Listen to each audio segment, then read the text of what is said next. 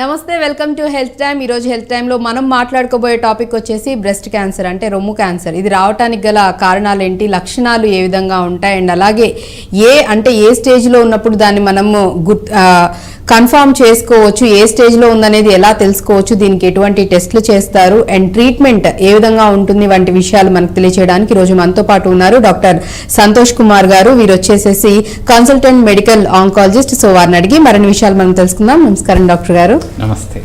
So actually అంటే ఈ breast cancer ఏదైతే ఉందో ఇప్పుడున్న రోజుల్లో చాలా ఎక్కువ మందిలో, అంటే క్యాన్సర్ ఎన్ని టైప్స్ ఆఫ్ క్యాన్సర్స్ ఉన్నాయో అంతే ఇదిగా ఎక్కువ మందిలో మనం బ్రెస్ట్ క్యాన్సర్ అనేది చూస్తూ ఉన్నాం. సో ఫస్ట్ ఆఫ్ ఆల్ అసలు రావడానికి గల కారణాలు ఏంటంటారు? ఈ మధ్య కాలంలో మనం న్యూస్ పేపర్ కానీ ఏది ఫాలో అయినా అత్యంత కామన్ గా వచ్చే క్యాన్సర్ బ్రెస్ట్ క్యాన్సర్. ఈ గత దశాబ్దంతో మనం పోల్చి చూస్తే cancer cases, especially breast cancer cases చాలా వేగంగా పెరిగిపోయాయి అన్నమాట. దీనికి రకరకాల కారణాలు కాంట్రిబ్యూట్ అవుతూ ఉన్నాయి. దాంట్లో most important is changing life style అన్నమాట. మన జీవన విధానం అనేది సమయం గడుస్తున్న కొద్దీ సెడెంటరీ లైఫ్ స్టైల్ అనేది ఎక్కువగా అయిపోయింది అనమాట. దాంతోపాటు స్థూలకాలం, ఒబేసిటీ అనేది పెరుగుతూ ఉందన్నమాట.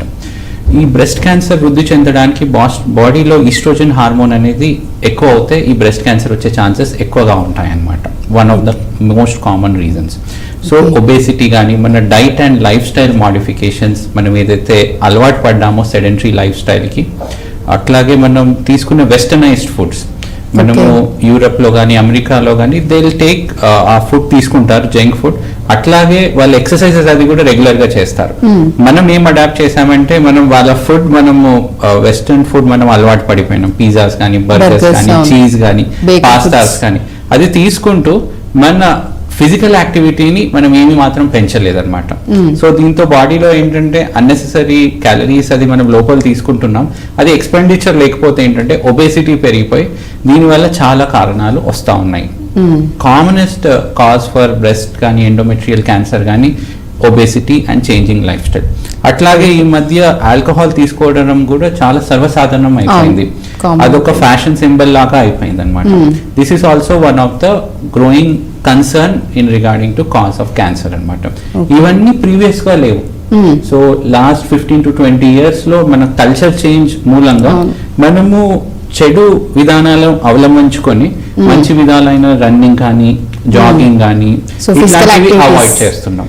సో ఒకవైపు చెడు అలవాట్లు పెంచుకొని మంచి అలవాట్లు తగ్గిస్తున్నాం అనమాట. ఈ ఇంబ్యాలెన్స్ వల్ల క్యాన్సర్ రేట్లు అనేది అమాంతం పెరిగిపోతాయి. అండ్ ఈవెన్ బ్రెస్ట్ క్యాన్సర్ తో పాటు చాలా రకాల కొత్త క్యాన్సర్స్ అనేవి కూడా రావడం అనేది కూడా జరుగుతుంది. ఓన్లీ బికాస్ ఆఫ్ అంటే మన లైఫ్ స్టైల్ మొత్తం చేంజ్ చేసుకోవడం. మీరు అన్నట్లుగా అంటే రకరకాల ఫుడ్, ఆ ఫుడ్ కూడా తీసుకునేది కూడా టైమింగ్స్ చేంజ్ అయిపోయాయి. ఎలా అంటే అలా క్వాంటిటీ అన్ని పక్కన పెట్టేస్తున్నారు. ఎనీ టైం మనకి ఇప్పుడు అన్ని అవైలబుల్ గా ఉండేసరికి ఎనీ టైం అన్నా ఫుడ్ వచ్చేస్తుంది. కాబట్టి ఎప్పుడంటే అప్పుడు తినేయచ్చు, ఎప్పుడంటే అప్పుడు ఉండొచ్చు. అండ్ హ్యాబిట్స్, మీరు అన్నట్లుగా హ్యాబిట్స్ కూడా, అది కూడా ఒక సర్టెన్ ఏజ్ వచ్చాక కొంతమందిలో ప్రాపర్ సెటిల్ అయిన తర్వాత అలా చూసుకోవాలని ఉండేది. ఇప్పుడు మాత్రం టీన్స్ లోనే స్టార్ట్ చేస్తున్నారు.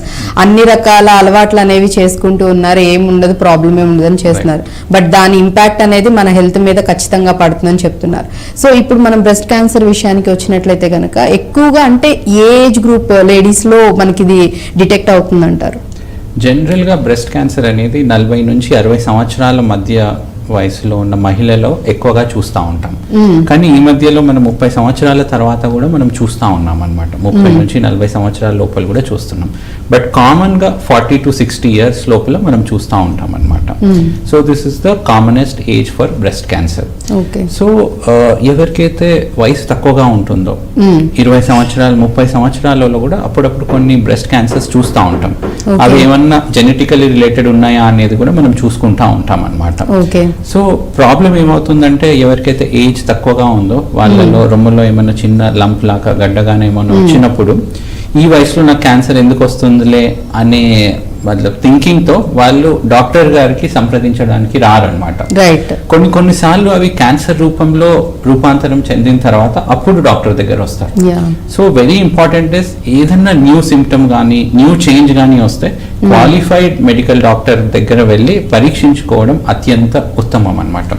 ఎందుకంటే ఈ మధ్యలో వయసుతో సంబంధం లేకుండా కూడా జబ్బులు వస్తా ఉన్నాయి. ఫర్ ఎగ్జాంపుల్ చెప్తాను, మన హార్ట్ అటాక్స్ తీసుకుంటే 20 సంవత్సరాలు 30 సంవత్సరాలలో కూడా హార్ట్ అటాక్స్ వస్తున్నాయి.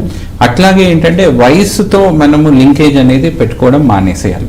యావరేజ్ గా 40 to 60 ఇయర్స్ మధ్యలో వస్తుంది, బట్ ఈవెన్ 25 to 30 ఇయర్స్ లో కూడా మేము బ్రెస్ట్ క్యాన్సర్స్ చూస్తాం. సో ఇప్పుడున్న సిచ్యువేషన్స్ లో ఎర్లీ స్టేజెస్ లోనే, ఎర్లీ ఏజెస్ లోనే అన్ని రకాల హెల్త్ ఇష్యూస్ అనేవి కామన్ గా వచ్చేస్తున్నాయి, అందరిలో వచ్చేస్తున్నాయి. అండ్ ఇంకొకటి కూడా డాక్టర్ గారు, చాలా మందిలో కూడా లేడీస్ లో బ్రెస్ట్ ది టచ్ చేసినప్పుడు కొన్నిసార్లు నార్మల్ గా కూడా కణతల్లాగా అనేవి తగులుతూ ఉంటాయి. సో అది న్యాచురల్ నార్మల్ గా కూడా కొంతమందికి ఉంటాయి కాబట్టి దాన్ని కూడా మనం ఏమి కన్సిడర్ చేసుకోవాల్సిన అవసరం లేదని కొంతమంది కొట్టిపడేసే వాళ్ళు కూడా ఉన్నారు. అంటే లైట్ తీసుకుంటారు, పట్టించుకోరు. కొంతమంది ఏమో ఒకవేళ మీరు అన్నట్లుగానే మేబీ కణితలు ఇవేమైనా క్యాన్సర్ రిలేటెడ్ అని చెప్పి ఆలోచించి వచ్చే వాళ్ళు ఉన్నారు.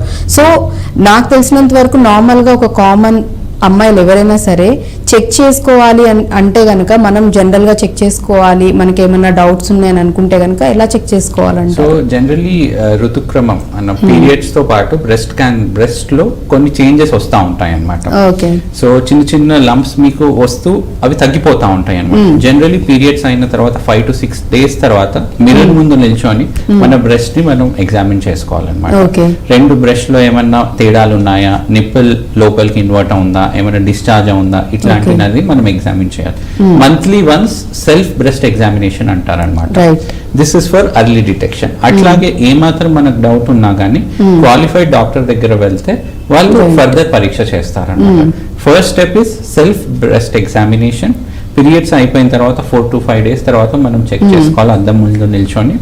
ఏమన్నా డౌట్ ఉన్నా కానీ మనం డాక్టర్ దగ్గర వెళ్తే వాళ్ళు క్లినికల్ బ్రెస్ట్ ఎగ్జామినేషన్ చేసి అవసరం ఉంటేనే ఏమన్నా పరీక్షలు అవి సజెస్ట్ చేస్తూ ఉంటారు. సో ఇది కూడా యాక్చువల్లీ చాలా మంచిది, ఎందుకంటే చాలా వరకు కూడా మొహమాటానికో లేకపోతే చాలా మంది సిగ్గానో భయమనో డాక్టర్స్ కి వెళ్ళి చూపించుకోలేము, ఏమన్నా తేడా అనిపించినా కానీ ఈ రీజన్స్ తో కూడా అంటే 1 step ముందుకు వేసి వెళ్ళడానికి కూడా భయపడుతూ ఉంటారు. ఇంట్లో వాళ్ళకి చెప్పడానికి కూడా చాలా వరకు ఆలోచిస్తూ ఉంటారు. కాబట్టి సో అందుకే అడగడం జరిగింది. ఫస్ట్ వచ్చేసి సెల్ఫ్ ఎగ్జామిన్, అంటే మనకి మనం చక్కగా మిర్రర్ ముందు ఉండి చెక్ చేసుకోమని చెప్తున్నారు కాబట్టి అలా గనక మీరు ఫస్ట్ చెక్ చేసుకోండి. దెన్ తర్వాత కూడా నిజంగా ఏమన్నా తేడా అనిపిస్తే మాత్రం ఇమ్మీడియట్ గా ఆ పర్టికులర్ డాక్టర్ ని మాత్రం మస్ట్ అండ్ షుడ్ గా కన్సర్న్ అవ్వండి. ఎందుకంటే ఇనిషియల్ స్టేజ్ లో ఏదైనా సరే మనం ముందే వెళ్ళి చూపించుకున్నాం ఇనిషియల్ లోనే అంటే త్వరగా క్విక్ గా రికవరీ అవడానికి ఛాన్సెస్ ఉంటాయి. అండ్ ఎక్కువ రోజులు సఫర్ అవ్వాల్సిన అవసరం కూడా మనకు ఉండదన్నమాట. అలా కాకుండా మనం దట్టు ఎస్పెషల్లీ క్యాన్సర్ విషయంలో డిలే చేసే కొద్దీ ఇంకా స్ప్రెడ్ అవుతూ ఉంటుంది. కాబట్టి చాలా వరకు ఈ విషయంలో కూడా కేర్ఫుల్ గా ఉండాలి. అండ్ అలాగే ఎర్లీ డిటెక్షన్, అంటే మనకి వస్తుంది లేకపోతే వచ్చే ఛాన్సెస్ ఉన్నాయి, ఇలాంటివి ఏమన్నా మనం ముందే తెలుసుకోవడానికి ఏమైనా అవకాశం ఉందా, ఏమైనా టెస్ట్లు ఉన్నాయంటారా? సో మన దగ్గర తెలుగు రాష్ట్రాల్లో ప్రాబ్లం ఏమంటే మన పీపుల్ ఎవరైతే ఉన్నారో వాళ్ళకు వాళ్ళు ఎక్స్పర్ట్స్ గా అనుకుంటారు. అట్లాగే వాళ్ళ దగ్గర ఉన్న ఫ్రెండ్స్ కానీ రిలేటివ్స్ కానీ ఏ ప్రాబ్లం ఉన్నా వాళ్ళని అడుగుతారు. దానివల్ల ఏంటంటే వాళ్ళు ఉచిత సలహాలు ఇస్తూ ఉంటారు. ఇది ఫస్ట్ ప్రాబ్లం. సెకండ్ ప్రాబ్లం ఏంటంటే మన స్పెషలైజ్డ్ డాక్టర్స్ ఉన్నారు, ఎవరు వాళ్ళు మెడికల్ షాప్ వాళ్ళు. సో నెక్స్ట్ వాళ్ళ దగ్గర వెళ్తారు, నాకు ఈ ప్రాబ్లం వచ్చింది అనేది మందులు తీసుకొని సరే నార్మల్ అయిపోయిందని తీస్తాం. మూడో ప్రాబ్లం ఏంటంటే ఇవాళ నాకు కడుపులో కొద్దిగా నొప్పిగా ఉందండి, ఎందుకు వచ్చింది అంటే వాళ్ళకు వాళ్ళు సర్ది చెప్పుకుంటారు. ఈ రోజు నేను పని ఎక్కువగా చేశాను, ఈ రోజు నేను బిర్యానీ తిన్నానని self suggestion. Major problem self medication, advice from those people who are not specialist, అంటే అవగాహన లేని వాళ్ళ నుంచి అవగాహన తీసుకోవడం, అట్లాగే మెడికల్ షాప్కి వెళ్ళి మందులు తీసుకోవడం. నాకు నచ్చేది ఏంటంటే యుఎస్ లో ఎట్లా ఉంటుందంటే మీరు మెడిసిన్స్ రాయకపోతే nobody will give you medicines అనమాట. ఇండియాలో అట్లా ఏం లేదు, నాకు ఫీవర్ వచ్చింది మెడికేషన్స్ ఇవ్వమని వాళ్ళు మెడికల్ షాప్ దగ్గర వెళ్తా ఉంటారు అనమాట, అన్క్వాలిఫైడ్ పర్సన్. దీనివల్ల ఏమవుతుందంటే మనకి తొలి స్టేజ్ లో ఉన్న లక్షణాలు మిస్ అయిపోయి అట్లాగే వెళ్తూ అడ్వాన్స్ స్టేజ్ లో డిటెక్ట్ అవుతా ఉంటారు అన్నమాట.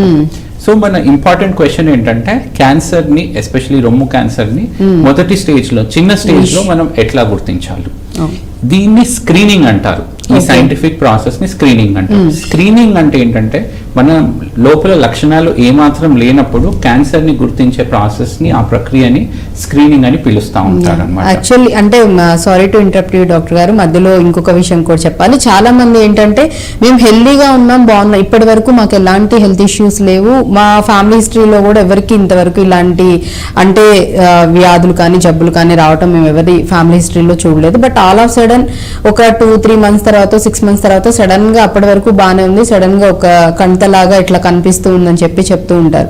సో అంటే ఆ టైం టేకింగ్ లోపల నుంచి ఆ కణిత అనేది ఫామ్ అవడానికి, క్యాన్సర్ కణాలు అనేవి గ్రో అవడానికి మినిమం ఎంత టైం తీసుకుంటుంది? అది గ్రో అయ్యి అంటే లోపల దాని సైజు పెరగక ముందే మనం కన్ఫర్మ్ చేసుకోవచ్చా, డిటెక్ట్ చేసుకోవచ్చు అంటారా? సో ఈ క్యాన్సర్ ప్రాసెస్ అనేది ఫస్ట్ చాలా చిన్న సైజ్ లో మొదలవుతుంది అనమాట. ఓకే, అది సైజ్ మెల్లమెల్లగా పెరుగుతుంది. This is the initial process. Right. ఆ పెరిగిన తర్వాత పక్కనున్న ప్రాంతంలో స్ప్రెడ్ అవుతుంది అనమాట. అంటే చంక భాగం కానీ ఛాతి మధ్యలో భాగం. దాని తర్వాత బాడీలో వేరే స్పాట్స్ కి స్ప్రెడ్ అవుతుంది in the form of bones కానీ లివర్ కానీ. సో లక్షణాలు ఎట్లా ఉంటాయంటే క్యాన్సర్ కణాలు స్టార్టింగ్ లో ఏ ప్రాంతంలో ఉన్నాయి. సపోజ్ రొమ్ము క్యాన్సర్ లో ఏంటంటే రొమ్ము పెద్దగా ఉంటుంది కాబట్టి చిన్నగా కణితి ఉన్నప్పుడు మనం ఎంత క్లినికల్ గా చూసినా గానీ మనకు ఆ కణితి అనేది తగ్గలేదు అనమాట. దాని మూలంగా మనం ఏం చెప్తామంటే ప్రతి మహిళ 40 సంవత్సరాలు దాటిన తర్వాత మ్యామోగ్రామ్ అనే టెస్ట్ ఉంటుందండి. ఇది అవ్వడానికి 5 minutes కూడా అవ్వదు. అన్ని లోకల్ ల్యాబొరేటరీస్ లో ఉంటాయి అన్నమాట.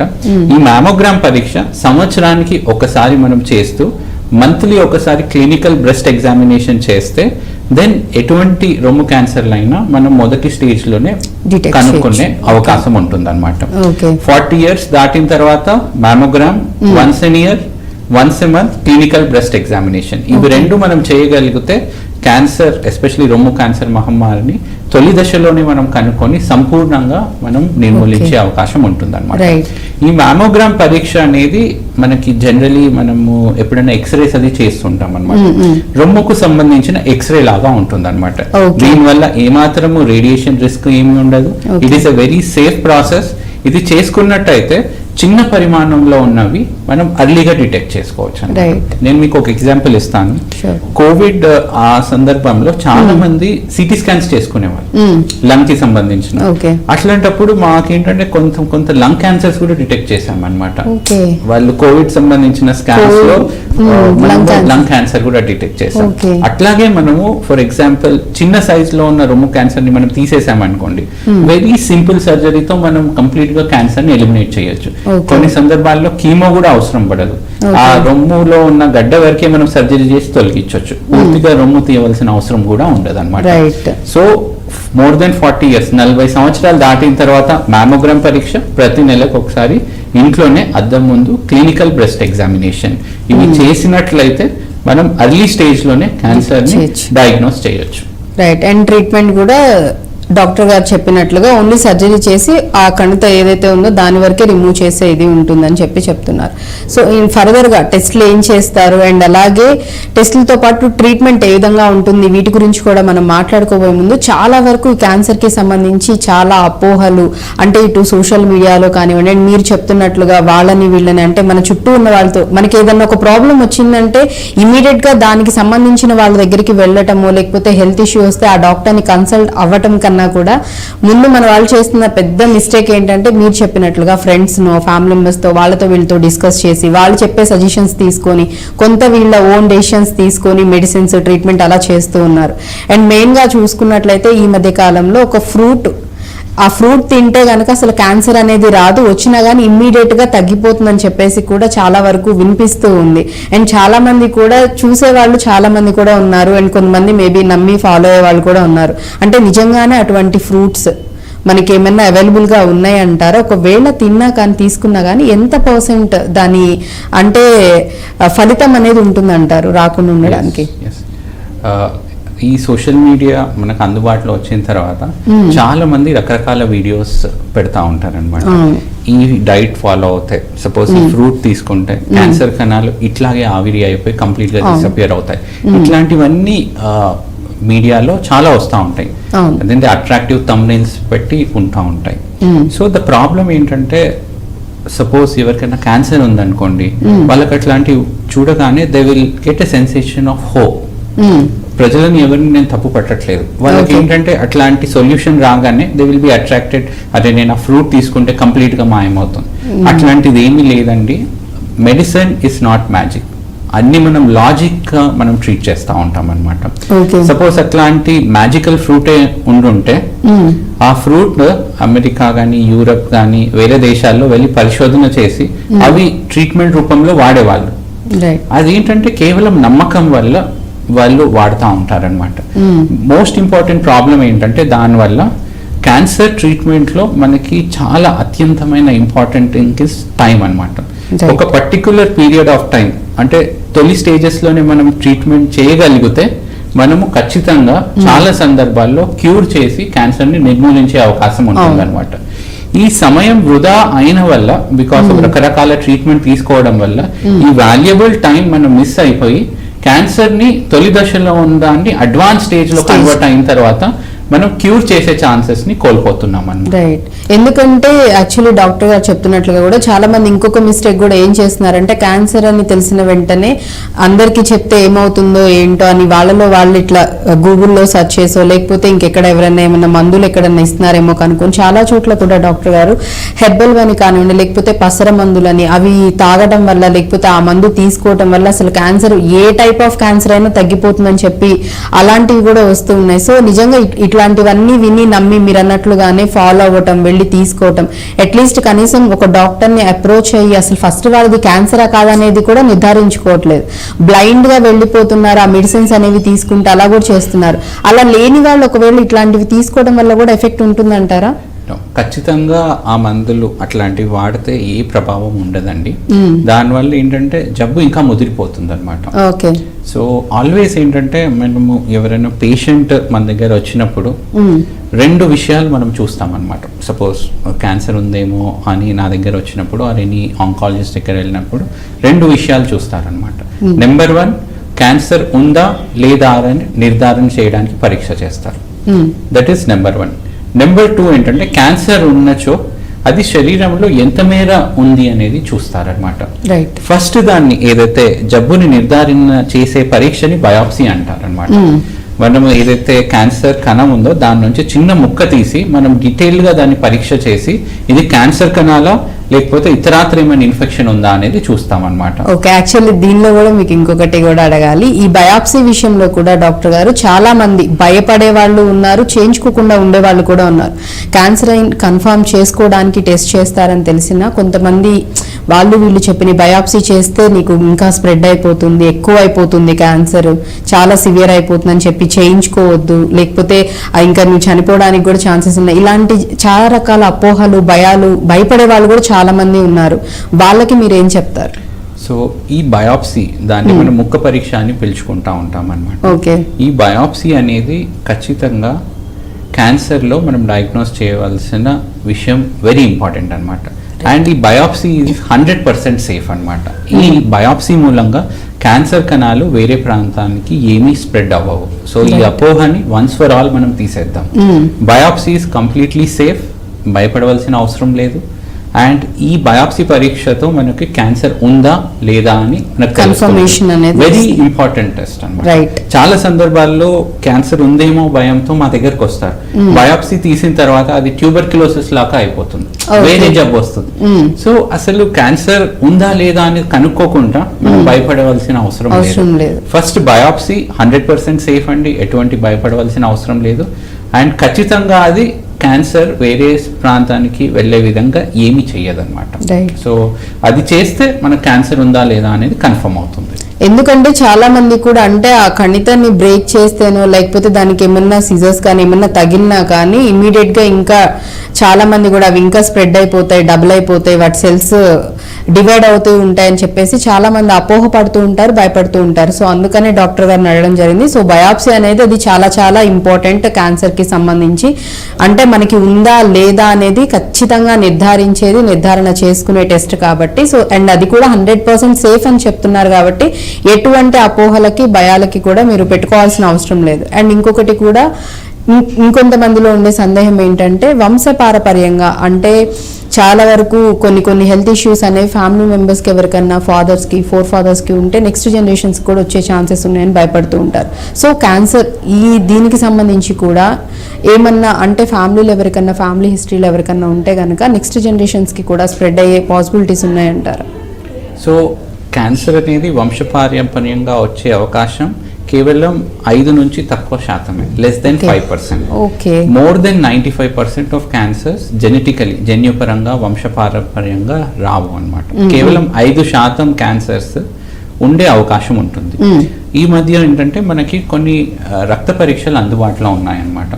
ఆ రక్త పరీక్షలు పంపిస్తే మనకి ఈ క్యాన్సర్ అనేది జన్యుపరంగా వంశపారంపర్యంగా ఉందా లేదా అనేది మనకు తెలుస్తా సో అంటే అటువంటి కేసెస్ ఏమన్నా మీరు చూడడం జరిగిందా? అటువంటి కేసెస్ సో ఈ మధ్యలో ఎవరికైతే క్యాన్సర్ అనేది యంగ్ ఏజ్ లో వస్తుందో, అంటే 30 సంవత్సరాలు 35 సంవత్సరాలకి కేసెస్ లో మనం ఈ జన్యుపరంగా చేస్తామన్నమాట. 2 జీన్స్ వెరీ ఇంపార్టెంట్ ఉంటాయండి, BRCA1 BRCA2. ఈ జన్యుపరంగా లోపాలు ఉంటే వీళ్ళలో బ్రెస్ట్ క్యాన్సర్ వచ్చే అవకాశం 90% ఉంటుందన్నమాట. ఓకే. సో ఆ టెస్ట్ ఏంటంటే సింపుల్ బ్లడ్ టెస్ట్ తో మనకు అయిపోతుంది అనమాట. రైట్. ఫర్ ఎగ్జాంపుల్ మీకు ఇస్తాను, ఫేమస్ హాలీవుడ్ యాక్ట్రెస్ ఉన్నారు ఆంజలినా జోలీ గారు. వాళ్ళ ఫ్యామిలీలో లేడీస్ లో చాలా మందికి రొమ్ము క్యాన్సర్ వచ్చేది. తనకి డౌట్ వచ్చింది, అరే ఇట్లా వస్తుంది అనేది. తను ఈ బ్లడ్ టెస్ట్ అండర్గో చేయింది అనమాట. తనలో ఈ బ్రాకా టెస్ట్ అనేది పాజిటివ్ గా వచ్చింది. అది వచ్చిన తర్వాత వాళ్ళ దగ్గర ఉన్న ఆంకాలజిస్ట్ గారికి వెళ్తే తన ఫ్యామిలీ కంప్లీట్ అయిన తర్వాత బైలేటరల్ రొమ్ముని తొలగించే మాస్టెక్టమీ సర్జరీ అండర్గో చేసుకున్న తర్వాత ఇంప్లాంట్ చేసుకున్నారు. దానివల్ల ఏంటంటే 100% క్యాన్సర్ వచ్చే అవకాశంని మనం పూర్తిగా తొలగిస్తాం అనమాట. దీన్నే ప్రివెంటివ్ సర్జరీస్ అని అంటాం. మన దగ్గర కూడా చాలా మంది కేసెస్ లో ఈ BRCA1, 2 టెస్ట్ చేస్తా ఉన్నాం అనమాట. వన్స్ క్యాన్సర్ కి సంబంధించిన ట్రీట్మెంట్ లో ప్రివెన్షన్ అనేది కూడా చాలా అత్యంత ముఖ్యంగా ఈ మధ్యలో వస్తుంది. ఎవరికైతే ఈ మ్యూటేషన్స్ అవి ఉన్నాయో వాళ్ళలో మనం కౌన్సిలింగ్ చేసి వాళ్ళకి మీకు ఫర్దర్ గా రిస్క్ వచ్చే ఛాన్సెస్ ఎంత శాతం ఉన్నాయి అని చెప్పి ఫ్యామిలీ అది కంప్లీట్ అయిన తర్వాత దెన్ బ్రెస్ట్ రిడక్షన్ సర్జరీస్ అని చేస్తా ఉన్నాం అన్నమాట. సో ఈ BRCA అనేది మనము మొత్తం రొమ్ము క్యాన్సర్స్ తీసుకుంటే 5 నుంచి 10% మాత్రమే ఉంటాయి. సో ఇది భయపడవలసిన అవసరం లేదు. ఈ టెస్ట్ ఎవరికైతే ఫ్యామిలీలో వేరే వాళ్ళకి ఉంటే వాళ్ళలో ఈ టెస్ట్ మనం అడ్వైస్ చేస్తాం. అట్లాగే ఎవరికైతే యంగ్ ఏజ్ లో క్యాన్సర్స్ వచ్చినా కానీ ఈ టెస్ట్ జెనెటిక్ టెస్ట్ అనేది మనం అడ్వైస్ చేస్తాం. ఈ టెస్ట్ చేసిన తర్వాత మనకు పాజిటివ్ ఉంటే ఏ విధంగా చేయాలి, నెగిటివ్ ఉంటే ఏ విధంగా చేయాలి అనేది ప్రీ టెస్ట్ కౌన్సిలింగ్ అని ఇస్తారు అనమాట. ఇది ఇచ్చిన తర్వాత చేస్తాం. ఒకవేళ పాజిటివ్ ఉంటే వాళ్ళకి ప్రివెంటివ్ సర్జరీస్ అనేది మనం అడ్వైస్ చేస్తూ ఉంటాం అనమాట. అండ్ అలాగే ఇంకొన్ని కేసెస్ లో కూడా మనం చూసుకున్నట్లయితే చాలా మందికి కూడా ఏంటంటే క్యాన్సర్ వచ్చిన వాళ్ళతో కూర్చోవాలన్నా వాళ్ళ పక్కన ఉండాలన్నా ఏదో అంటే ఇది ఒక అంటు వ్యాధిలా ఫీల్ అయ్యే వాళ్ళు కూడా చాలా మంది ఉన్నారు. ఆ అపోహలు ఉండే వాళ్ళు చాలా ఎక్కువ మంది ఉన్నారని చెప్పాలి. వాళ్ళ దగ్గరగా కూర్చోవడం కానీ వాళ్ళతో మాట్లాడాలన్నా భయపడ్డా, అసలు వన్స్ ఒకసారి వచ్చిందని కన్ఫర్మేషన్ వస్తే దరిదాపుల్లో కూడా వెళ్ళని వాళ్ళు చాలా మంది ఉన్నారు. అది ఫ్యామిలీ మెంబర్స్ అయినా కానివ్వండి, లేకపోతే రిలేటివ్స్ ఎవరైనా కానివ్వండి. యాక్చువల్లీ నిజంగా అంటు వ్యాధులు అలా స్ప్రెడ్ అవుతుందంటారా? దానికి అట్లా ఆలోచించే వాళ్ళకి మీరు ఏం సజెస్ట్ చేస్తారు, ఏం చెప్తారు? సో చాలా మంది కేసెస్లో ఏంటంటే ఈ అపోహ ఉంది. ఏంటంటే నేను క్యాన్సర్ పేషెంట్తో మాట్లాడినా కానీ ముట్టుకున్నా కానీ నాకు కూడా క్యాన్సర్ వచ్చే అవకాశం ఉందా లేదా అని చాలా మంది భయపడుతూ ఉంటారు. కొందరైతే వాళ్ళ ఇంట్లో ఉన్న పేషెంట్ని ఒక చిన్న రూమ్కి పరిమితం చేసేసి వాళ్ళని బయట తిరగకుండా వాళ్ళకి ఫుడ్ కూడా సపరేట్గా ఇట్లాంటివి అవాయిడ్ చేయాలండి. 100% ఖచ్చితంగా క్యాన్సర్ అనేది అంటువ్యాధి కాదు. ఒకే వాష్రూమ్ యూజ్ చేసుకున్నా, ఒకే ప్లేస్లో మనం తిన్నా కానీ, వాళ్ళతో కలిసి మాట్లాడినా, టచ్ చేసినా కానీ, ఒకే దగ్గర పడుకున్నా కానీ ఖచ్చితంగా ఒకరి నుంచి ఇంకొకరికి సంక్రమించదు. ఒక క్యాన్సర్ పేషెంట్ డయాగ్నోస్ అయిన తర్వాత వాళ్ళకి ట్రీట్మెంట్తో పాటు ఎమోషనల్ సపోర్ట్, ఫ్యామిలీ సపోర్ట్ అనేది అత్యంత ఇంపార్టెంట్ అయింది. సో వన్స్ వాళ్ళని ఐసోలేట్ చేసేస్తే వాళ్ళ మనోధైర్యం కూడా దెబ్బతినిపోతుంది అనమాట. ఇంకోటి ఏం చేస్తారంటే ఇంట్లో ఉన్న చిన్న పిల్లలని వాళ్ళతో ఆడనివ్వరు, ఇట్లాంటివి చేయకూడదండి. Because confidence, self confidence for a oncology patient, cancer patient అనేది కూడా చాలా ఇంపార్టెంట్. మనం ఏదైతే మందులు ఇస్తామో పేషెంట్ కాన్ఫిడెంట్ గా ఉండి family support, good healthy environment ఉంటే ఇంప్రూవ్ అయ్యే ఛాన్సెస్ చాలా రెట్లు పెరిగిపోతాయి అన్నమాట. సో ఖచ్చితంగా క్యాన్సర్ అనేది అంటువ్యాధి కాదు. వాళ్ళని ఐసోలేట్ చేయవలసిన అవసరం ఏమాత్రము లేదు. వాళ్ళని అట్లా సపరేట్ గా పెట్టడము, లేకపోతే దూరంగా పెట్టడము, అందరితో కలవనివ్వకపోవడం, మాట్లాడకుండా ఉండడం, ఇలాంటి అపోహలు చేసే వాళ్ళు కూడా చాలా మంది ఉన్నారు, చేస్తున్న వాళ్ళు కూడా ఉన్నారు. కాబట్టి సో వాళ్ళందరికీ ఐ థింక్ క్లియర్ గా ఇప్పటికన్నా అంటే మీరు ఇప్పటికన్నా అర్థం చేసుకోవాలి, అది అయితే అంటువ్యాధి కాదు, అదేమి స్ప్రెడ్ అవ్వదు. వాళ్ళని కూడా మనతో పాటు నార్మల్ గా కలుపుకొని ఉండి వాళ్ళకి స్ట్రాంగ్ గా ఫ్యామిలీ సపోర్ట్ అనేది కనుక ఇస్తే డాక్టర్ గారు చెప్పినట్లుగా ట్రీట్మెంట్ ఎంత జరుగుతూ ఉన్నా కానీ మనం మోరల్ సపోర్ట్ అనేది, ఫ్యామిలీ సపోర్ట్ అనేది లేకపోతే వాళ్ళు రికవర్ అవడానికి ఇంకా టైం పడుతుంది. లేదన్నా కూడా ఇంకా డిప్రెస్ అవుతూ ఉంటారు. ఆల్రెడీ ట్రీట్మెంట్ తీసుకుంటూ ఫిజికల్లీ చాలా వీక్ అయిపోతూ ఉంటారు. అటువంటి వాళ్ళకి మనం ఇవన్నీ డిస్టెన్స్ పెట్టేసేసి వాళ్ళని సపరేట్గా చేయడం వల్ల మెంటల్లీ కూడా చాలా చాలా అప్సెట్ అవుతారు. కాబట్టి అలాంటి పనులు అయితే ఏవి చేయకండి. అది ఎవరికి స్ప్రెడ్ అయ్యే అవకాశం అయితే ఉంది. ఐ థింక్ ప్రతి ఒక్కరికి కూడా ఇమ్యూనిటీ రెసిస్టెన్సీ అనేది ఉంటుంది. కాబట్టి త్వరగా ఏది కూడా ఈజీగా ఇమీడియట్ గా అటాక్ అయిపోయి ఇమీడియట్ గా రావడం అయితే జరగదు. సో చాలా లాంగ్ ప్రాసెస్ ఏదన్నా జరగాలన్నా, హెల్త్ ఇష్యూస్ రావాలన్నా. ఇంకొక మంది ఉంటారండి చాలా ఎక్స్ట్రీమ్ అన్నమాట. క్యాన్సర్ హాస్పిటల్ ఉన్న రోడ్స్ లో కూడా వాళ్ళు ఇట్లాంటి వాళ్ళని కూడా చూస్తా ఉన్నాం. సో అట్లా భయపడవలసిన అవసరం ఏమాత్రం లేదండి. So we need to show empathy. Cancer patients కి మనం ప్రేమను పంచితే ఏంటంటే వాళ్ళ రికవరీ కూడా ఫాస్ట్ గా ఉంటుంది. We should provide positive environment అనేది ఇంట్లో మనం ప్రొవైడ్ చేయగలగాలి. అప్పుడే మనం ట్రీట్మెంట్ తో పాటు ఇవన్నీ మనం చేయగలిగితే ఇంప్రూవ్ అయ్యి క్యూర్ అయ్యే శాతం చాలా పెరిగిపోతుంది. రైట్, ఎక్కువ ఉంటుంది. ఈవెన్ ఫోర్త్ స్టేజెస్ లో అట్లా ఉన్న సివియర్ గా ఉన్న వాళ్ళకు కూడా ట్రీట్మెంట్స్ తర్వాత వాళ్ళకి ఏదైతే మనం ఎఫెక్షన్ లవ్ అనేది మనం ఇస్తామో మేబీ ఒక 1 month 2 months ఉండే వాళ్ళు కాస్త కూడా ఇంకొక 1 year 2 years కూడా సర్వైవ్ అవుతున్న వాళ్ళు కూడా చాలా మంది ఉన్నారు. సో ప్రతిదీ కూడా మనం కొంచెం పాజిటివ్ గా ఉండి అటువంటి ఇట్లా స్ప్రెడ్ అవుతుంది వచ్చేస్తుందేమో అన్న భయాలు పక్కన పెట్టి మనం ఇంకొంచెం వాళ్ళతో ఎఫెక్షన్ గా ప్రేమగా ఉండి అంతకు మించి మనం ఇంకా చేసేది కూడా ఏముండదు. సో ట్రీట్మెంట్ తో పాటు మనం ఇది కూడా అందిస్తూ ఉన్నామంటే ఖచ్చితంగా రికవరీ త్వరగా అవుతారు అండ్ చక్కగా హ్యాపీగా ఫర్దర్ గా కూడా లైఫ్ లీడ్ చేయడానికి అవకాశం ఉంటుంది. అండ్ ఒకప్పుడు కూడా క్యాన్సర్ వచ్చింది అని అంటే ఇంకా లైఫ్ అయిపోయింది, ఇక్కడతో ఎండ్ అయిపోయింది అనుకునే వాళ్ళు చాలా మంది ఉండేవాళ్ళు.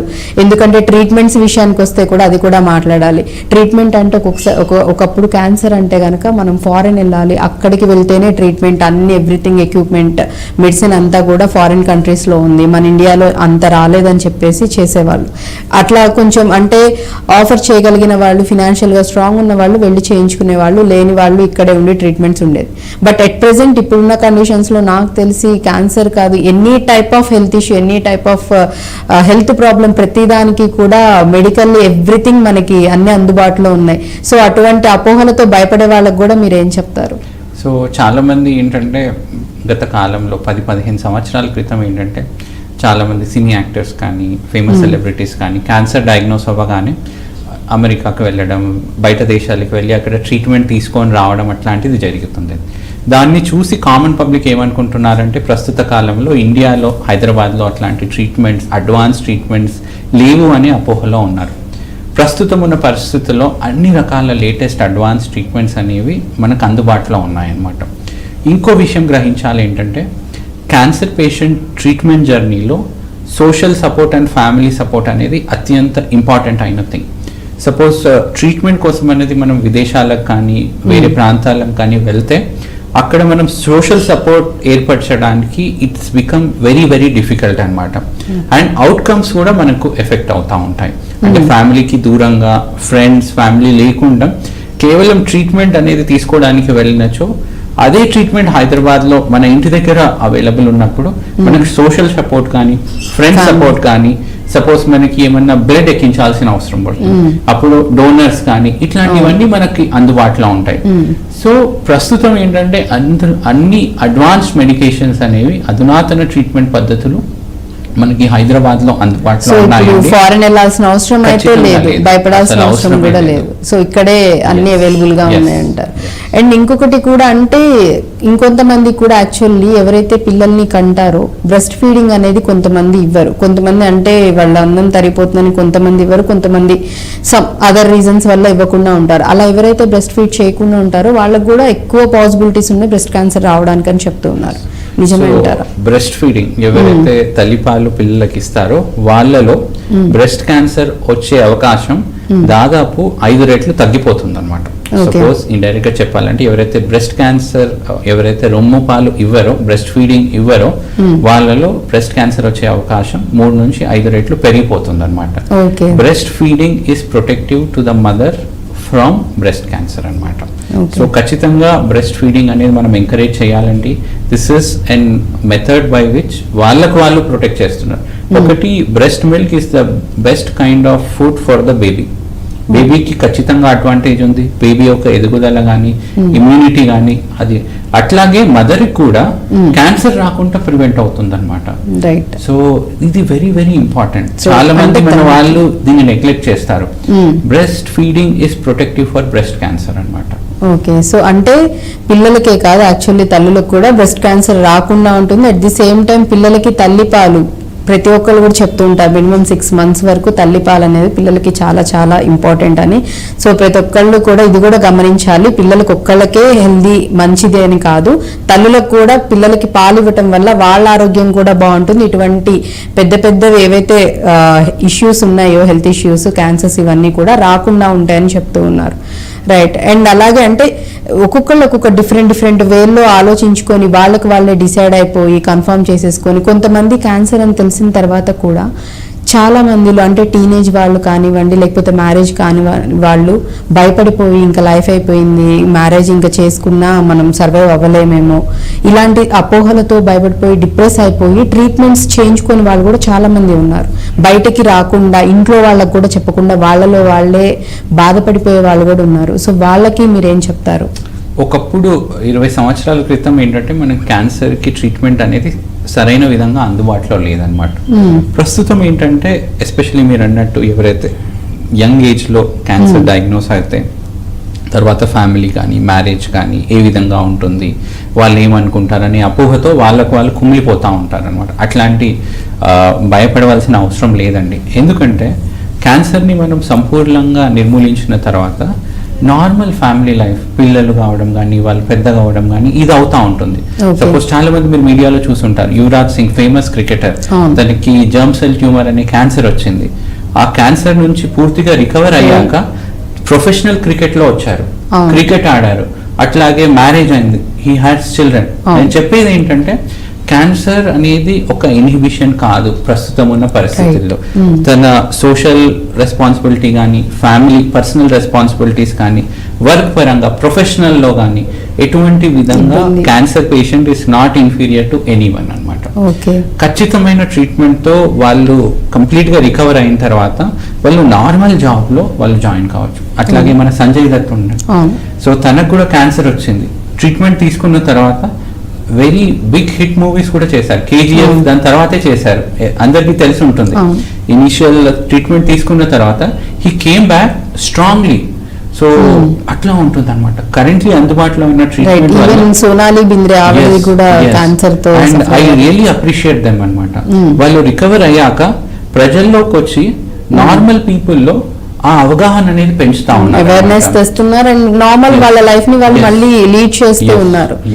సో ఆ రకంగా చూసుకున్నట్లయితే అంటే క్యాన్సర్ వచ్చింది ఇంక అక్కడితో లైఫ్ అయిపోయిందని చెప్పేసి మాత్రం ఎవ్వరు దయచేసి అనుకోకండి. ఎందుకంటే ఎంతో మంది ఎగ్జాంపుల్ ఇప్పుడు డాక్టర్ గారు చెప్తున్నట్లు మన సరౌండింగ్స్ లోనే చాలా మంది ఉన్నారు, అంటే డిఫరెంట్ టైప్స్ ఆఫ్ క్యాన్సర్స్ తో సఫర్ అయ్యి వాళ్ళు వెళ్ళి ట్రీట్మెంట్ తీసుకొని మళ్ళీ కంప్లీట్ గా ట్రీట్మెంట్ అయిపోయిన తర్వాత మళ్ళీ వాళ్ళ నార్మల్ లైఫ్ అనేది వాళ్ళు లీడ్ చేస్తున్నారు, ప్రాపర్ గా నార్మల్ వర్క్స్ వాళ్ళు చేసుకుంటున్నారు, వాళ్ళ ఫ్యామిలీస్ తో వాళ్ళు హ్యాపీగా ఉంటున్నారు, ఫ్యామిలీ లైఫ్ ని కూడా హ్యాపీగా లీడ్ చేస్తూ ఉన్నారు. కాబట్టి సో అటువంటి అపోహలు భయాలు అయితే పెట్టుకోవద్దు. Any type of cancer, not only breast cancer, any type of cancer ఏదైనా కానీ ఇనిషియల్ స్టేజ్ నుంచి ఈవెన్ 4th స్టేజ్ వరకు ఫైనల్ స్టేజ్ లో ఉన్నా కూడా మాక్సిమం ట్రై చేస్తారు పాసిబిలిటీస్ ఉన్నంత వరకు సర్వైవ్ అవ్వడానికి, వాళ్ళ లైఫ్ లీడ్ చేయడానికి. కాబట్టి ఇంత అవకాశం ఉన్నప్పుడు ఎందుకు అనవసరంగా లేనిపోయిన అపోహలు భయాలు పెట్టేసుకొని మీలోనే మీరు బాధపడిపోయి అలా కాకుండా మీకు ఏదైనా ప్రాబ్లం అనిపించినప్పుడు, దట్టు హెల్త్ కి సంబంధించింది అనిపించినప్పుడు ఇమీడియట్ గా ఫ్యామిలీ మెంబర్స్ ని మీరు వాళ్ళకి వెళ్ళి చెప్పటం విషయం, వాళ్ళని తీసుకొని మీరు డాక్టర్ ని ప్రాపర్ అంటే ఆ పర్టికులర్ ఏదైతే మీకు హెల్త్ ఇష్యూ ఉందో దానికి రిలేటెడ్ డాక్టర్ ని మీరు ఎక్స్పర్ట్స్ దగ్గరికి వెళ్ళి సజెషన్ వాళ్ళని ప్రాపర్ గా వెళ్ళి ట్రీట్మెంట్ అది కనుక్కోవటం, టెస్ట్లు అవన్నీ చేయించుకోవటం. And first and foremost thing confirmation అనేది కూడా చాలా ఇంపార్టెంట్. మనకి మనమే ఇనిషియల్ గా డాక్టర్ గారు చెప్పినట్లు మనకి మనమే డిసైడ్ అయిపోయి మనకి మనమే మెడిసిన్స్ కాకుండా డాక్టర్ కనుక పక్కాగా అంటే మీకు ఉంది ప్రాబ్లం అని అంటే కనుక అప్పుడు కన్ఫర్మేషన్ తీసుకొని అండ్ ప్రొసీజర్ అనేది కనుక స్టార్ట్ చేస్తే కనుక సో హ్యాపీగా మళ్ళీ ట్రీట్మెంట్ అంతా అయిపోయిన తర్వాత మీ నార్మల్ లైఫ్ని మీరు హ్యాపీగా లీడ్ చేయొచ్చు. రైట్. అండ్ అలాగే మనం ఇప్పటి వరకు కూడా సందేహాలు లేకపోతే కామన్ గా ఎటువంటి అపోహలతో భయపడుతున్నా ఇవన్నీ మాట్లాడుకుంటున్నాం. సో టెస్ట్ విషయానికి వచ్చేసరికి మీరు బయాప్సీ చేయించుకోవాలని చెప్పారు. బయాప్సీతో పాటు ఇంకేమైనా ఫర్దర్ టెస్ట్లు ఏమైనా చేస్తారా? ఇంతకుముందు మనం అనుకున్నట్టు కన్ఫర్మ్ చేయడానికి క్యాన్సర్ ఉందా లేదా కన్ఫర్మ్ చేయడానికి బయాప్సీ యూజ్ చేస్తాం.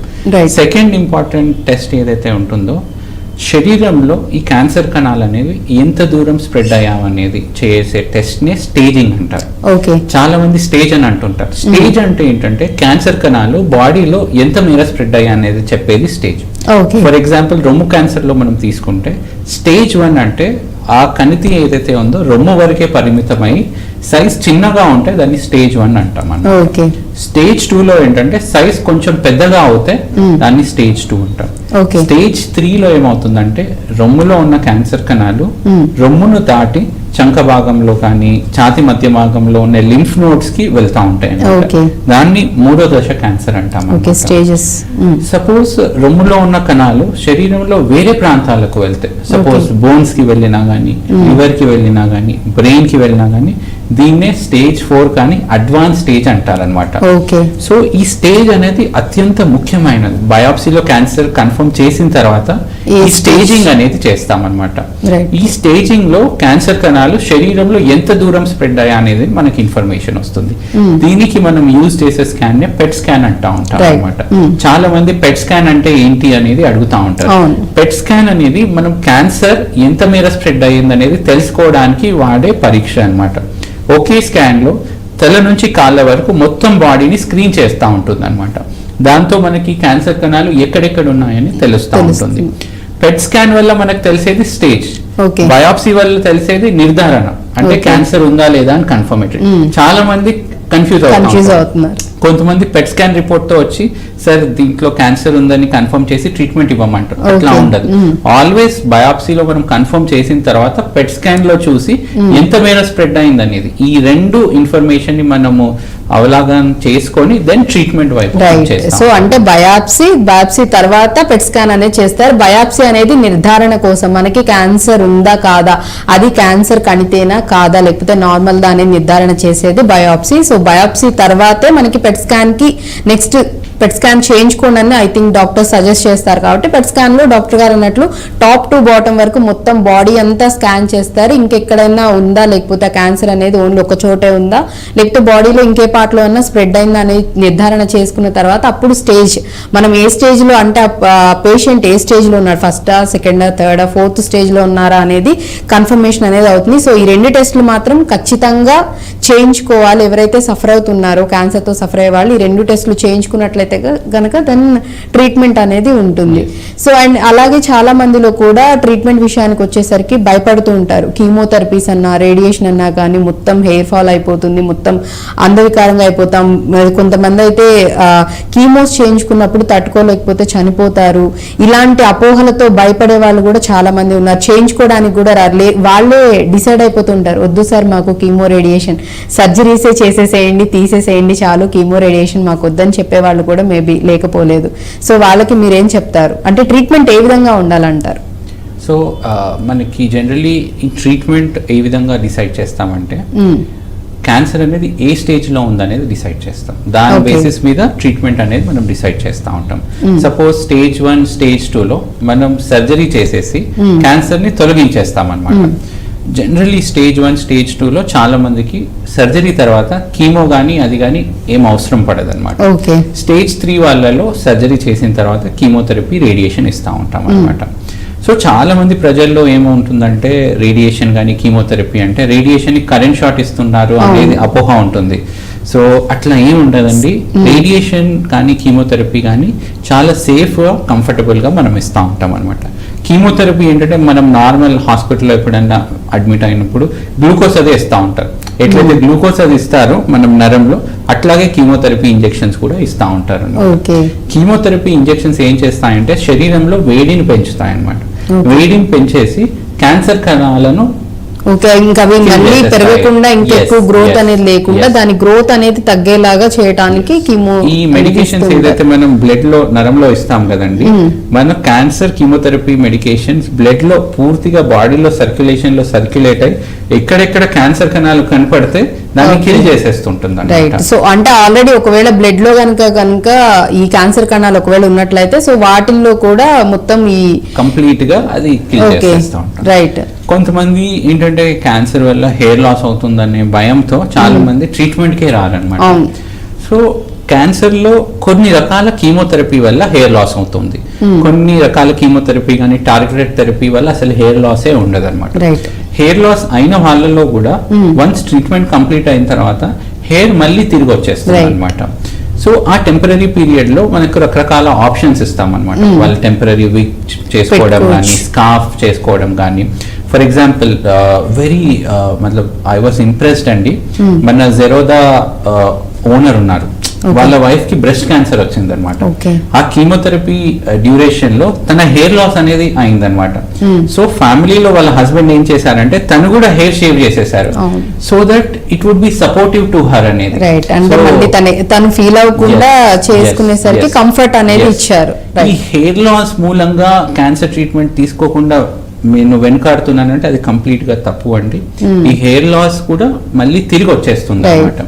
ఈ మధ్య మనకేంటంటే ఒక కొత్త చికిత్సా విధానం వచ్చిందనమాట. క్యాన్సర్ కీమోథెరపీ తీసుకున్న టైంలో హెయిర్ కి ఒక కూల్ లిక్విడ్ క్యాప్ లాగా సర్క్యులేట్ చేస్తూ ఉంటారనమాట.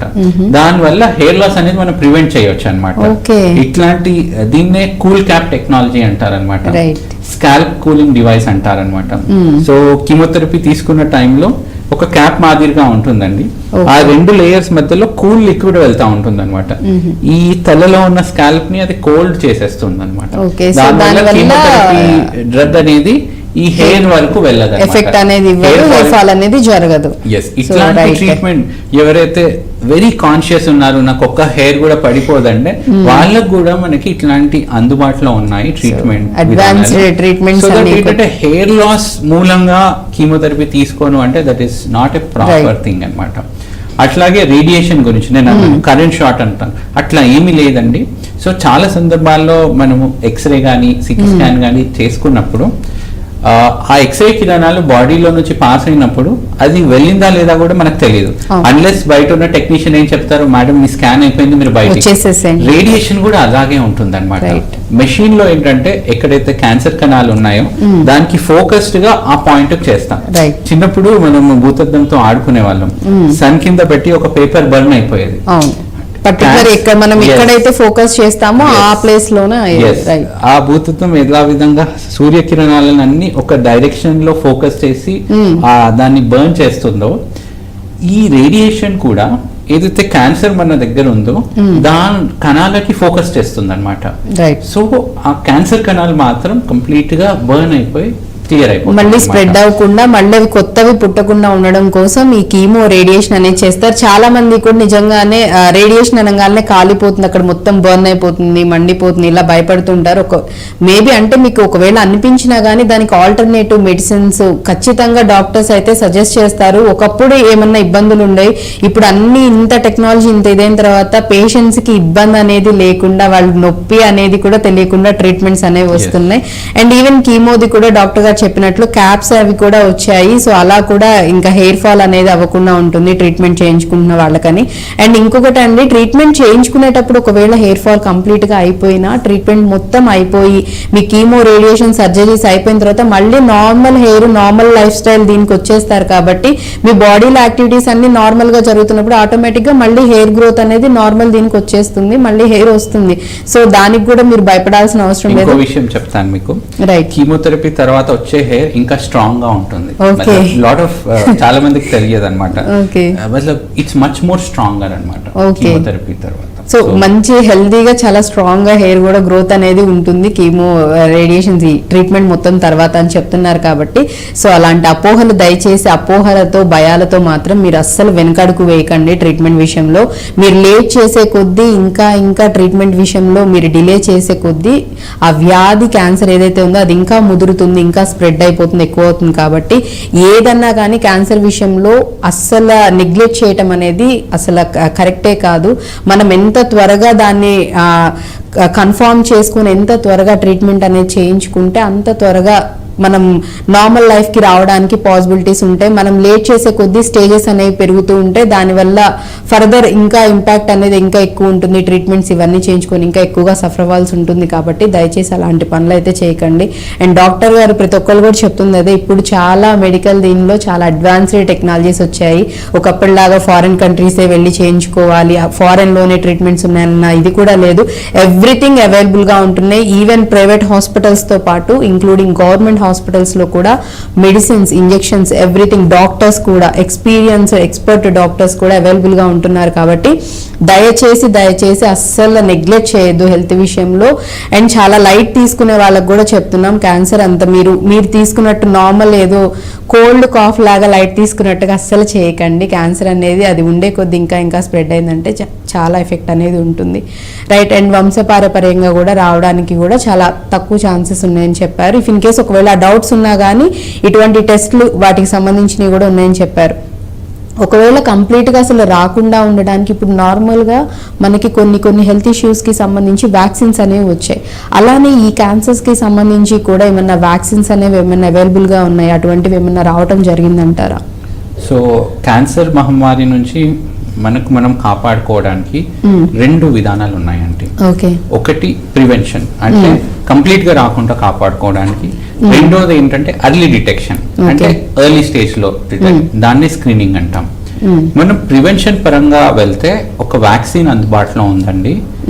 అది సర్వైక్స్ క్యాన్సర్, గర్భాశయ ముఖద్వార క్యాన్సర్ ని కంప్లీట్ గా ప్రివెంట్ చేయడానికి మనము 9 to 25 years మధ్యలో ఉన్న లేడీస్ లో మనం ఇవ్వగలిగితే అది ఖచ్చితంగా సర్విక్స్ క్యాన్సర్ ని ప్రివెంట్ చేస్తుంది అనమాట. That is one thing. అట్లాగే హెల్తీ లైఫ్ స్టైల్, డైలీ మనం అట్లీస్ట్ వీక్ లో 5 days అన్నా మనం రన్నింగ్ చేయగలిగితే, at least jogging for 20 minutes, that is sufficient. This much physical activity. దాంతోపాటు healthy food, fibre based diet, these are all preventive measures. అట్లాగే cancer ని ఎర్లీగా డయాగ్నోస్ చేయడానికి వాడే విధానాన్ని స్క్రీనింగ్ అంటాం. బ్రెస్ట్ క్యాన్సర్ లో మనం అనుకున్నట్టు మ్యామోగ్రామ్ అనే పరీక్ష ఉంటుంది. ప్రతి 40 years దాటిన తర్వాత ప్రతి సంవత్సరానికి ఒకసారి మ్యామోగ్రామ్ చేయించాలన్నమాట. రెండో test is Pap smear for cervix cancer. So 25 years దాటిన తర్వాత లేడీస్ లో 1-2 years ఒకసారి పాప్స్మియర్ చేయగలిగితే సర్విక్స్ క్యాన్సర్ ని తొలి దశలోనే మనం గుర్తుపెట్టే అవకాశం ఉంటుంది అనమాట. అట్లాగే పెద్ద పేగు క్యాన్సర్, కోలన్ క్యాన్సర్ అంటారు. మన కోలన్ ఏంటంటే పేగులు చాలా పెద్దగా ఉంటాయి అన్నమాట. లోపల చిన్నగా మొదలైనప్పుడు కూడా మనకి ఏమీ తెలియదు. సో 50 years 50 సంవత్సరాలు దాటిన తర్వాత కొలనోస్కోపీ అనే పరీక్ష చేస్తారనమాట. అది మన పేగు లోపల భాగంలో ఎక్కడన్నా ఏమన్నా కణుతులు ఏమన్నా ఉన్నాయా అనేది మనకి డయాగ్నోస్ చేసి దాన్ని కంప్లీట్ గా మనం ఎలిమినేట్ చేయొచ్చు. కొన్ని పాలిప్స్ అని ఉంటాయండి మన పేగుల లోపల. ఆ పాలిప్స్ అనేది 10-15 సంవత్సరాల తర్వాత క్యాన్సర్ లాగా రూపాంతరం చెందే అవకాశం ఉంటుంది అనమాట. సో ఆ పాలిప్స్ అనేది మనం కొలనోస్కోపీలో మాత్రం డిటెక్ట్ చేయగలిగితే అదే మొగ్గ దశలోనే మనము దాన్ని కంప్లీట్ గా ఎలిమినేట్ చేయొచ్చు. సో నేను చెప్పినట్టు ప్రివెన్షన్ కి, క్యాన్సర్ రాకుండా ఉండడానికి సర్విక్స్ క్యాన్సర్ కి వ్యాక్సిన్ ఉందండి. అట్లాగే healthy diet, running and physical activity, ఇది ప్రివెన్షన్. అట్లాగే క్యాన్సర్ ని ఎర్లీగా డయాగ్నోస్ చేయడానికి రొమ్ము క్యాన్సర్ కి మ్యామోగ్రామ్ అదే ఉందండి. 40 years తర్వాత చేయించుకోవాలి. సర్విక్స్ క్యాన్సర్ కి పాప్స్మియర్ అని ఉంది. 25 years దాటిన తర్వాత వాళ్ళు ఈ పాప్స్మియర్ చేయించుకోవాలి. అట్లాగే కోలన్ క్యాన్సర్, పెద్ద పేగు క్యాన్సర్ కి మనకి ఏంటంటే కొలనోస్కోపీ అనేది 50 సంవత్సరాల తర్వాత మనము 5 సంవత్సరాలకు ఒకసారి చేస్తే మనం ఆ పాలిప్ దశలోనే క్యాన్సర్ ని మొగ్గ దశలోనే తొలగించగలిగితే మళ్ళీ క్యాన్సర్ రావడం అనేది ఏమీ ఉండదన్నమాట.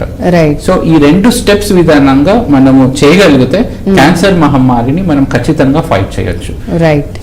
ప్రివెన్షన్ అండ్ స్క్రీనింగ్, ఈ రెండు మనం సైమల్టేనియస్ గా చేయగలగాలన్నమాట. అండ్ అలాగే ఇంకొకటి కూడా ఇంపార్టెంట్ థింగ్, ఎవరైతే అంటే ఆల్రెడీ క్యాన్సర్ వచ్చి ట్రీట్మెంట్ ఏదైతే కీమో కానీ, రేడియేషన్ కానీ, లేకపోతే సర్జరీస్ అయి ఉన్న వాళ్ళు ఉన్నారో, లేకపోతే ఈ ట్రీట్మెంట్స్ ఏదో ఒకటి నడుస్తున్న వాళ్ళు ఉన్నారో, ఫుడ్ కూడా చాలా చాలా ఇంపార్టెంట్.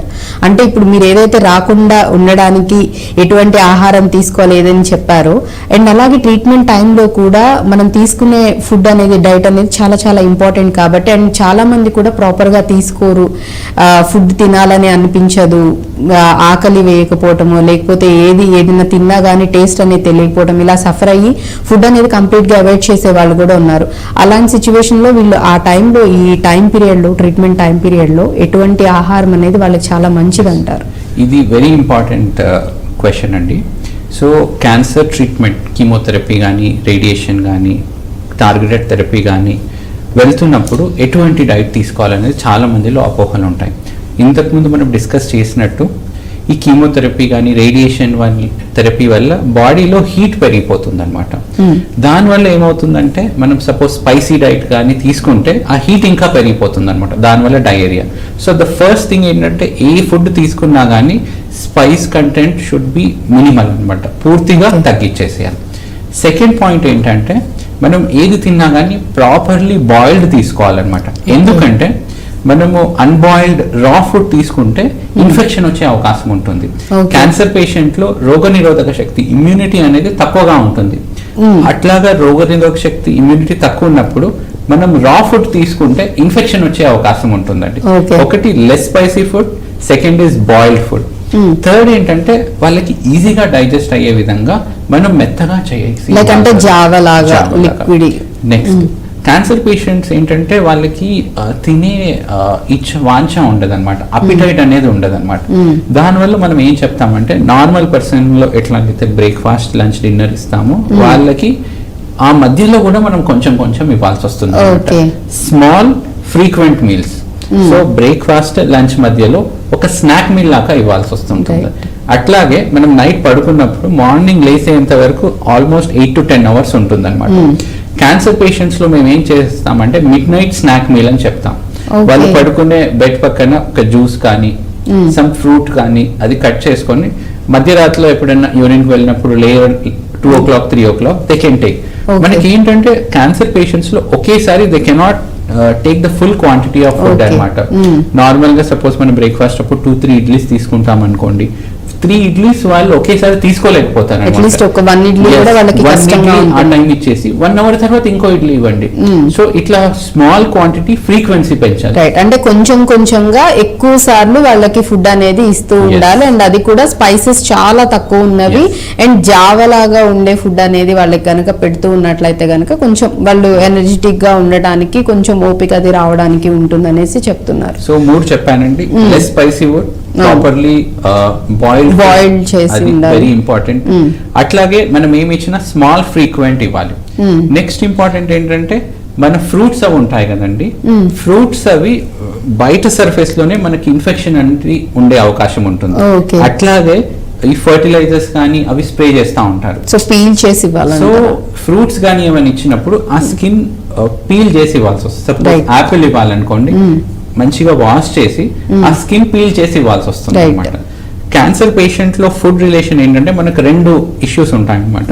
ఒకటి వాళ్ళకి ఇన్ఫెక్షన్ వచ్చే అవకాశం ఉంటుంది, 2 ఆ ఫుడ్ టాలరేట్ చేయడంలో డిఫికల్టీ ఉంటుంది. ఈ 2ని మనము ఎలిమినేట్ చేయాలంటే మనకి సొల్యూషన్స్ ఏంటి? Less spicy food, small frequent meals, proper గా బాయిల్ చేయివ్వండి అండ్ స్కిన్ పీల్ చేసి ఇవ్వాలన్నమాట. ఇట్లాంటి మాడిఫికేషన్స్ మనం ఇవ్వగలిగితే దెన్ ఖచ్చితంగా వాళ్ళ న్యూట్రిషన్ అది ఇంప్రూవ్ అయ్యి ట్రీట్మెంట్ తో పాటు వెయిట్ లాస్ కాకుండా ఉంటుంది అనమాట. అండ్ దీనిలో కూడా ఇంకొకటి కూడా అడగాలి డాక్టర్ గారు, కొంతమంది అడుగుతూ ఉంటారు, అంటే ట్రీట్మెంట్ ఇలా నడుస్తున్న వాళ్ళకి నాన్ వెజ్ పెట్టొచ్చా? ఎందుకంటే ఇప్పుడు ఏది any type of health issue ఏది నడుస్తున్నా కానీ హ్యాపీగా అన్ని ఫుడ్ తీసుకోవచ్చు అని డాక్టర్స్ చెప్తూ ఉంటారు కదా. మరి ఇటువంటి క్యాన్సర్ తో సఫర్ అయ్యే వాళ్ళకి నాన్ వెజ్ అనేది పెట్టొచ్చు, ఒకవేళ పెడితే అన్ని పెట్టొచ్చా, లేకపోతే పర్టికులర్ గా ఇలా ఏమన్నా ఉంటుందా అనే డౌట్ కూడా ఉంది. సో దానికి ఏం చెప్తారు? సో క్యాన్సర్ ట్రీట్మెంట్ కానీ క్యాన్సర్ డయాగ్నోస్ అయిన తర్వాత నాన్ వెజిటేరియన్ డైట్ అవాయిడ్ చేయవలసిన అవసరం ఏ మాత్రము లేదు. ఓకే, చేయక్కర్లేదు. దే కెన్ టేక్ ఎగ్స్, అట్లాగే నాన్ వెజ్ చికెన్ కానీ మటన్ కానీ తీసుకోవచ్చు విత్ ప్రికాషన్ దట్ అది డైజెస్ట్ అయ్యే విధంగా ప్రాపర్ గా బాయిల్ చేయాలన్నమాట. స్పైసెస్ ని తగ్గించాల్సి వస్తుంటుంది. నాన్ వెజ్ అలౌ చేస్తున్నామని టండూరి చికెన్ అట్లాంటివి తీసుకోవచ్చు. ఇంట్లో ఏంటంటే జాగ్రత్తగా మంచిగా క్లీన్ చేసి బాయిల్ చేసి స్పైసెస్ తక్కువగా ఉండే విధంగా ఓకే, తీసుకోవాలి. మసాలాలు అవన్నీ చాలా తక్కువ వేసి అండ్ బాగా కుక్ చేయమని చెప్తున్నారు. అలా అని మరి ఓవర్ కుక్డ్ కూడా కాకుండా ప్రాపర్ గా కుక్ చేసుకొని కొంచెం అంటే వాళ్ళకి డైజెస్ట్ అయ్యే విధంగా ఉండేలాగా పెట్టొచ్చు అని చెప్తున్నారు. అండ్ అది కూడా చెప్పారు కదా, ఇప్పుడు డాక్టర్ గారు అని చెప్పేసి మీరు ఎంత బల్క్ గా తీసుకువెళ్ళి పెట్టడాలు అలాంటివి చేయకండి. అది కూడా మీరు ఒకవేళ ఎవరైనా పేషెంట్స్ ఉన్నా, మీకు సంబంధించిన వాళ్ళు ఉన్నా కానీ అది కూడా ఖచ్చితంగా డాక్టర్ని అడిగి వాళ్ళు ఎంత తెమ్మని చెప్తారంటే ఎంత క్వాంటిటీ పెట్టమని చెప్తారు ఏంటనేది కూడా ఒక్కసారి మీరు ఖచ్చితంగా కనుక్కొని డాక్టర్ సజెషన్ మీద మీరు వాళ్ళకి పెట్టడం చేయండి. లేదు అంటే బ్లైండ్ గా మేము పలానా దానిలో చూసాం, లేకపోతే పలానా డాక్టర్ సజెస్ట్ చేశారు అన్ని పెట్టొచ్చు అని చెప్పారని మీరు బిర్యానీస్ డాక్టర్ గారు అన్నట్టు తందూరీస్ పెట్టారంటే లేనిపోని ప్రాబ్లమ్స్ అయితే వస్తూ ఉంటాయి. కాబట్టి ఇంకో విషయం ఏంటంటే మన ఇళ్లలో రాత్రి కొద్దిగా ఫుడ్ మిగిలిపోతే మరుసటి రోజుకి మనం పెట్టుకుంటాం. సో అట్లాంటి అలవాట్లు తెలుగు రాష్ట్రాల్లో చాలా ఉందన్నమాట.